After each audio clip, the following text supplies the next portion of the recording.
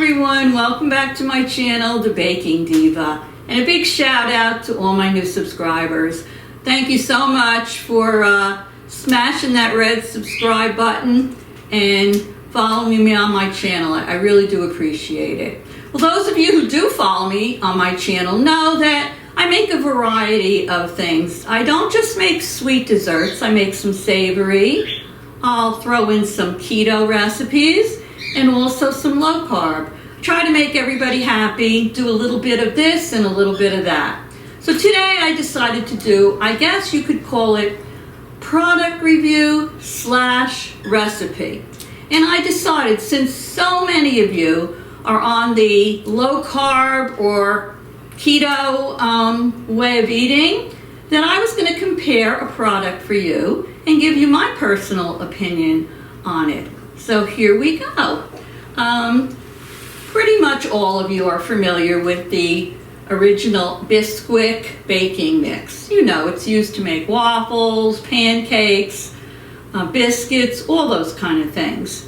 The low carb alternative to that is called Carbquick. Some of you may have heard of it and some of you may not have heard of it. But today we are going to make these delicious biscuits, but we're going to use the Carbquick instead of the Bisquick mix. So you ask, Diva, what's the big difference? Well, I'm going to tell you. I'm going to tell you what the comparison is. First of all, let me just say that Carbquick, in case you don't know what it is, Carbquick is considered a revolutionary7baking mix for people counting carbs. If you're making your waffles, pancakes, biscuits, or whatnot, you're counting your carbs, you may want to use the Carbquick instead of the Bisquick, because in a minute I'm going to show you there is a big difference. Also, Carbalose flour is what is in the Carbquick mix. So you say, well, okay, well, exactly what is Carbalose? So I looked it up because I wanted to know exactly how they explain Carbalose. And this is what they said. Carbalose is made through a unique process, and it contains enzyme modified wheat, as well as plant fiber, wheat protein, and some unique conditioners, enzymes, and emulsifiers. Carbalose does not contain any soy protein, sugar alcohols, dairy, or animal-originated, trans fatty, or saturated fat products. Now, I'm going to say if you are someone who is on a strict keto way of eating, you're probably not going to want to use Carbalose because there is a bit of wheat protein in there. But for those that are just trying to follow a low-carb way of life, a low-carb way of eating, or maybe if you're on keto and you want or need that cheat day, and you're thinking to yourself, oh, what I would do for a little stack of pancakes, well, then maybe then you want to substitute your Carbquick. But I'm not here to advocate either way. That's strictly up to you. But I want to basically tell you what the difference is between the two. So, according to the box, and I showed you, this is what the Carbquick box looks like. It comes inside in a bag like this. You know, I've already used some of it. I get mine through Amazon. Some stores may have it, some stores may not. So if you're interested in trying it, I'll put the link in the description box below for the Carbquick to Amazon if you want to purchase it. I cut the box because there's recipes on the back of the box, but there's also recipes inside the box. So I cut the box to see the recipes inside, and I forgot I was going to do this video. So I taped it. And here is your regular box, you've all seen this, of the original Bisquick mix. So let me just give you some examples here. This is for 1/3 of a cup. If you used 1/3 of a cup of your regular Bisquick, it's 150 calories. 1/3 of a cup of the Carbquick is 90 calories. Now I know that we're not necessarily looking at calories right now. This video is to talk about the difference in the carbs, but I wanted to, let you know there is a difference. As far as saturated fat, the regular Bisquick has 3 grams, 1 gram of saturated fat, 3 total grams, and it has no trans fat. The Carbquick has 6 grams of saturated fat, 1 gram, 6 grams I should say of total fat, and 1 gram of saturated fat, no trans fat. It does have 5 grams though of polyunsaturated fat. Now we get down to the cholesterol. Both of them have 0 cholesterol. But now we want to see about the carbs. Now here's where you're going to see a big difference.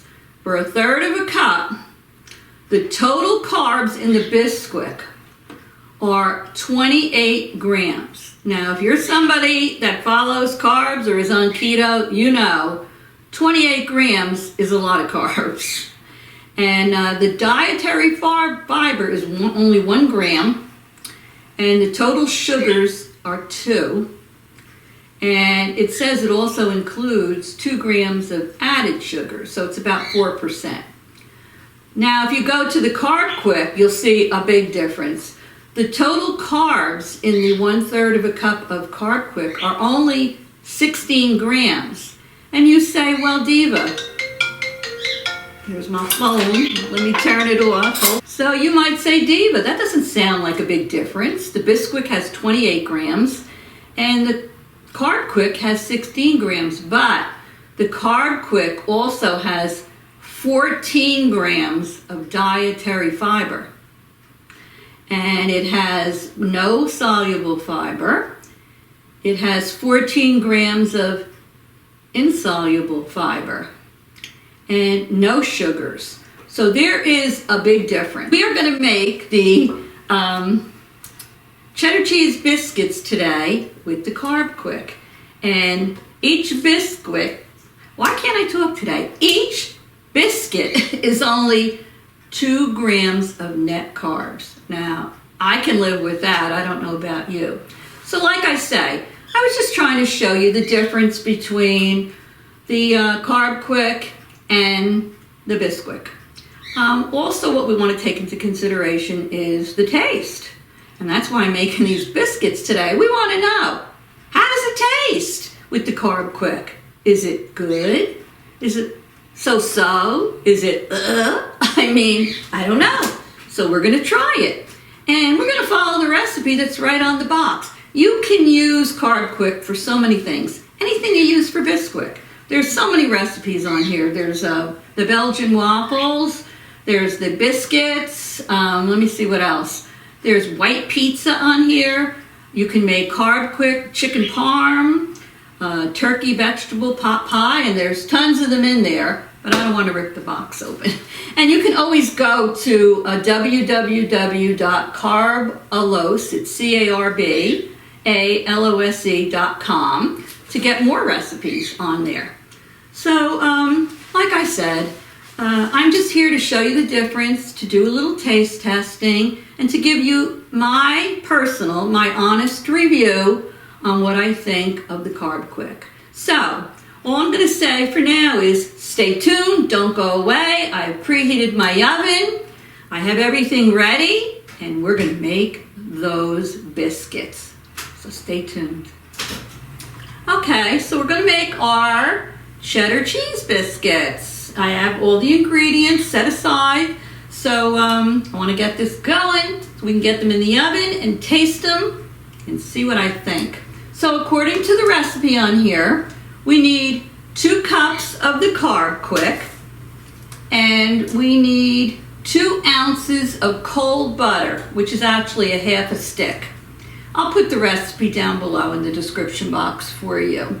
And what you want to do is, according to this recipe, cut the cold butter into the Carbquick with either a pastry cutter or 2 knives until the mixture resembles coarse meal.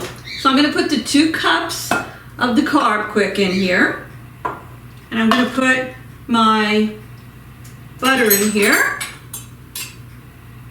It's nice and cold. You can take 2 knives and just cut it like this. Cut it all, the butter, into the mixture with 2 knives until it gets all crumbly. So I'm going to keep doing that. I don't want to keep you waiting, and when I get it all nice and crumbly, I'll be right back.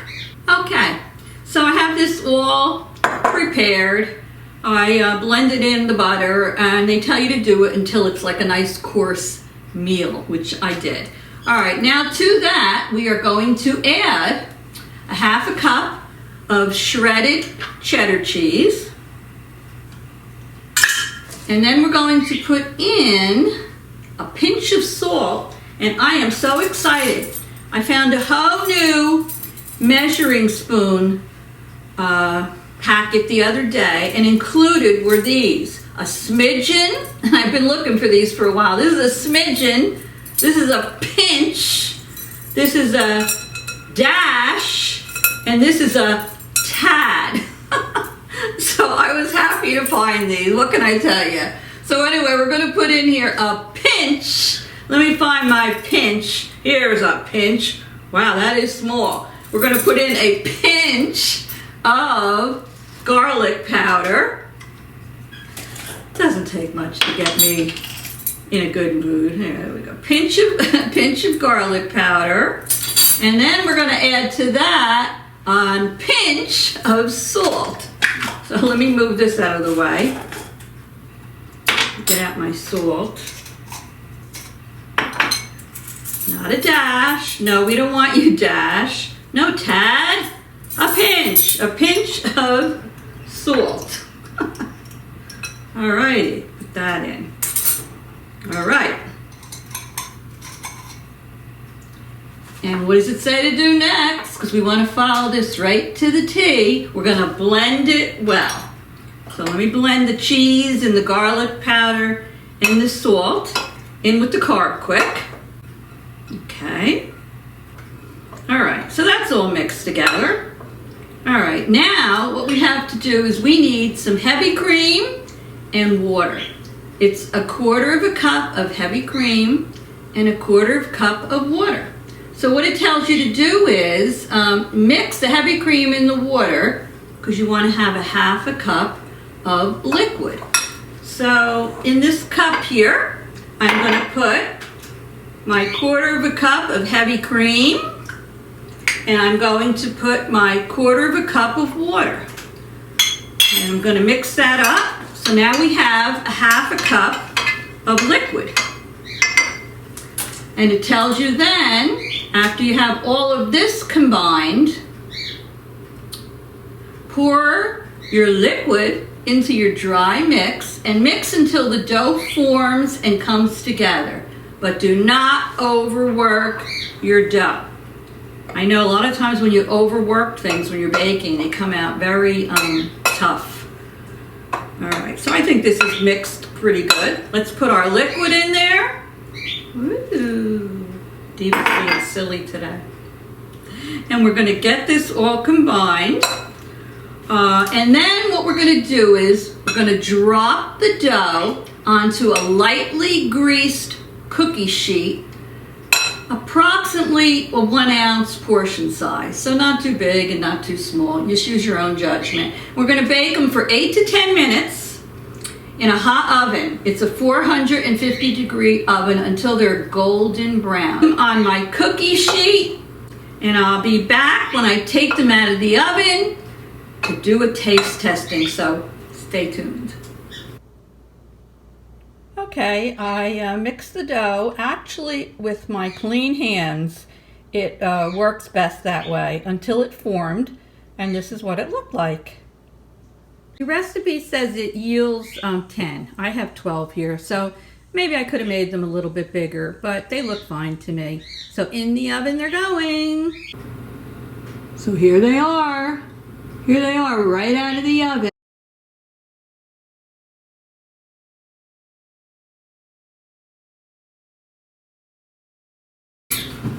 Okay, I'm ready to dig into these delights. It says just let them sit and cool slightly before you taste them. So I'm going to taste one of these big ones here. I don't know. Oh, I can smell the cheese. Should I put butter on it or not? Let me just taste it first without the butter.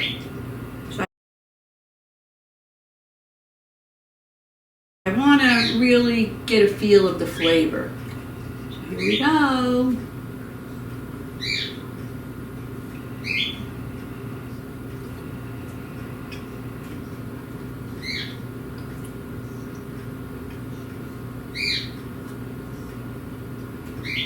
Just a minute.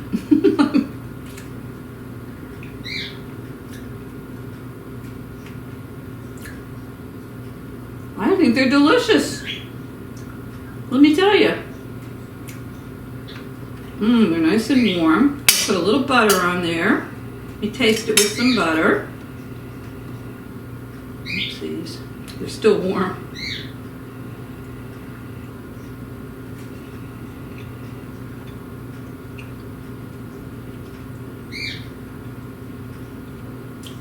Well, I think they're delicious. I'm not just saying that, they're really good. So, I'm going to say, give it a try. Won't hurt. Make them. You saw how easy they were to make. And see what you think. And get back to me, because I'd love to hear. Very good. I love them. Yeah. The company does tell you. It tells you here, it's Tova Industries. They're dedicated to making products that are tasty and healthy. When consuming low-carb products, it tells you, they recommend that you consider your daily intake of all the nutrients. So I think what they're really saying is, use your head. Just because they're low carb, you're not going to sit there and eat the whole plate. But they are really delicious. I like them. I like them a lot. So, if you like this video and you want to show the Diva a little love, go down below and smash that red subscribe button. And make a comment. Give me a thumbs up. And hit the little bell next to subscribe. So then the next time I have a video up, it'll appear. You'll get a notification. And you won't miss it. So anyway, I love each and every one of you. I'm going to call the cameraman up here to let him taste these and see what he thinks. And I don't know. I think they're great. So there you have it. That's my honest opinion. These Carbquick Cheddar Cheese Biscuits are delicious. So for now, it's the Diva signing off. Toodles! See you soon.